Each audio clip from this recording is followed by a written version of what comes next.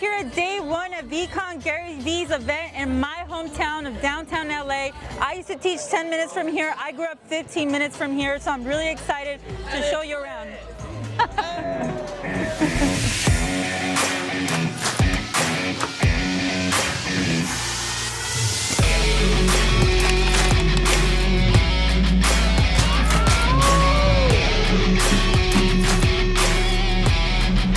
So this is, I just want everybody to understand that this is Friday night in LA. Everybody's driving home in massive traffic right now. 555 is the heart of traffic, so I understand why it looks a little empty on this side. This is like an adult ride right here, carousel. Now, I'm not gonna go on this because I'm wearing really fancy pants, because tonight I'm gonna be on a collector's panel on stage talking about collectibles, talking about my business, and talking about what we think about the future of collectibles. We're gonna put that in here too. This is what the stage looks like. This is where I'm gonna be like in about an hour or so. So some of the speakers that I'm excited to see is Lewis House tomorrow. I don't talk about him a lot here, but he's my favorite podcaster. I actually listen to it almost every day. We have speakers like Lewis House. We have speakers like Nick Cannon, Flava Flav. Sunday, there's gonna be a performance by T-Pain on there that I'm excited to just enjoy. I won't show you that because I'm just gonna come and enjoy it. Yeah, super excited to be on stage later and talk about, like I said, the business and collectibles. Damn, everything's taken.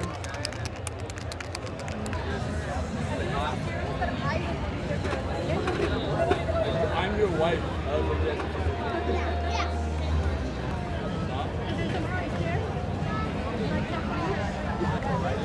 There you go. So we're here at the VeeFriends booth, and just to explain here what the vibe is, it's everybody hanging out. There's booths with activations. I'm really excited to see the team at Fanatics live here, because you guys know we're live on Fanatics 6 days a week. You can see me there live enjoying breaks. Shameless plug. But no, seriously, they have a lot of really great places to lounge and hang out. This is a place where you come and meet other creators, meet other business owners, entrepreneurs, and just hang out and network, and that's what I'm excited to do. I actually have somebody that I met on Instagram this morning that I want to meet up with, and that's what these kind of events are for here at VeeCon. If you're an entrepreneur, you're a creator, and you're looking for, I always say this, like, you always need to find people who have your common interests and common goals, and get together and work together and ask for help. That's how we all succeed. So I really think that, you know, events like this are super important, and you get to enjoy them and have fun. So this is the VeeFriends booth. So you have to put them, I guess you have to put the balls in the vibe of the day. So look, I'm really showing you guys who I am today. So I'm speaking at this event, right? I know kind of the questions that they're gonna ask and stuff, and I really want to come from a place of, like, a good place from my heart where I want to help people and I want to share my story as much as possible, whatever that means to anybody. But like I said, in a place of servitude and helping others. So I think my vibe coming here is definitely fearless. I want to share a lot of my story, so that's a little scary sometimes. So I'm gonna put one in here. And patient, I would say too, because I learned that it's important to be patient this morning. I kind of gave myself a little too much work because I'm here in LA. My office is only an hour away. So I kind of I streamed this morning for 5 hours. I took some stuff to the post office. I did like 5 different errands before I got ready to come here. So I learned that that's not always a good thing to do. So I need to practice patience here. Sometimes things can wait. So I'm gonna put 2 in there, and that's it. This is pretty awesome too. I'm assuming you win Under Armour hats if you score the basketballs, but I'm sorry guys, I'm not gonna wait in line for this. Even though I would 100% win, because I take my kids to Dave & Buster's and Chuck E. Cheese and Shakey's all the time. So I'm pretty pro at this. Another hub for networking and building relationships here. They give us some food, they give us some drinks. You could get water off of the tap over here. And this is all, I'm telling you, I've gone to so many events like this over the past 2 or 3 years, all put together by big companies, and they've helped me so much. You get in there, just ask somebody how they're doing, how their day's going, what they do, and you can unbelievably learn so much just by getting to know someone's story, and that's kind of like what these are here for. So definitely don't be shy to come to events like this, and just come in with the mindset of learning and building a relationship with someone, and it's not as hard as you think. It's not. Trust me, because I used to think it was hard. I'm not gonna sit on this with these pads, but these are low riders because it's LA, baby. and this is Gary's garage sale. So you guys know Gary Vee. He preaches about going to garage sales and flipping stuff on eBay, how you can make money online in so many different ways. So there's a lot of people here from this area setting up, and we got our friends here at Fanatics Collect. Here at the Fanatics Collect booth, actually, I got the email this morning with my ticket that if you sign up for a Fanatics Collect account, they give you a graded CSG VeeFriends card. So this is pretty awesome. Hi everyone, my name is Stephanie Garcia. I go by Mama Breaks on socials, and I own a braking company. I'm actually really excited to be here. This is my hometown. I actually grew up about 15 minutes from here in South Central Los Angeles. For Stephanie specifically, what really gave you the extra oomph over the edge to say this is something I want to do full time? How is it so meaningful and rewarding versus a full-time thing? You're getting home and man, do you have something really exciting? Like, oh, you get to go extreme at night. Is it something that you get to look forward to? Is it feeling like that kind of bridge and balance between full-time versus passion when it comes to spending your time on collectibles and cards? Great question, Adam. I think I have a good story for this. So I grew up loving baseball. I went to my first Dodger baseball game when I was 9 years old. My stepdad took me, and that's kind of something that I've always shared with him, and developed a really strong relationship with my stepdad growing up here. And I remember, and he's been just my rock throughout my whole adulthood and all the careers that I've chosen and trying to make a life for me and my family.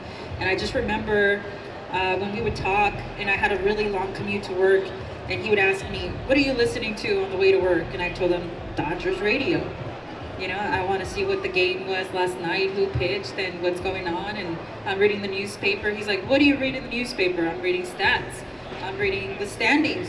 And he goes, well, none of that you just said you're doing is helping you towards your goals, which at the time was wanting to be a teacher, wanting to get my master's in education, wanting to be a principal. And I was like, you're absolutely right. I should be doing more things that are helping me towards my goals, but I love baseball. I love listening to Dodgers radio. So it felt like such a disconnect with why is it so terrible and why is it a waste of time to do something that's not towards my goal? But yes, time is very precious. He was right. If I wanted to work hard towards my goals, I needed to maximize every minute of my day. And when I found cards, and I really, when I read Crush It by Gary Vee, and I really decided to start posting every day and doing this that I really loved, and even though it took all of my weekends, I loved every minute of it. When I decided to quit, I was so excited to tell my dad that, hey, I listened to the Dodgers radio on my way to work, but now it actually helps me for work. Now actually it helps me be a better breaker, and I get to do what I love. And it helps me. So, one of the trading cards that you have, or any collectible that you have a personal attachment to in your collection, I'd love everyone in the audience to think of one as well. But one item that you have a personal connection to, or a hobby story that kind of transcends the hobby in your eyes. I'll see if any of you guys are more eager to take that than others, because I know it takes some thinking time, or I play the Jeopardy song, what we all think. So again, tying back to my relationship with my dad and my love for Dodgers baseball, I decided to quit teaching 2 years ago to pursue building this business full time, and it wasn't an easy decision.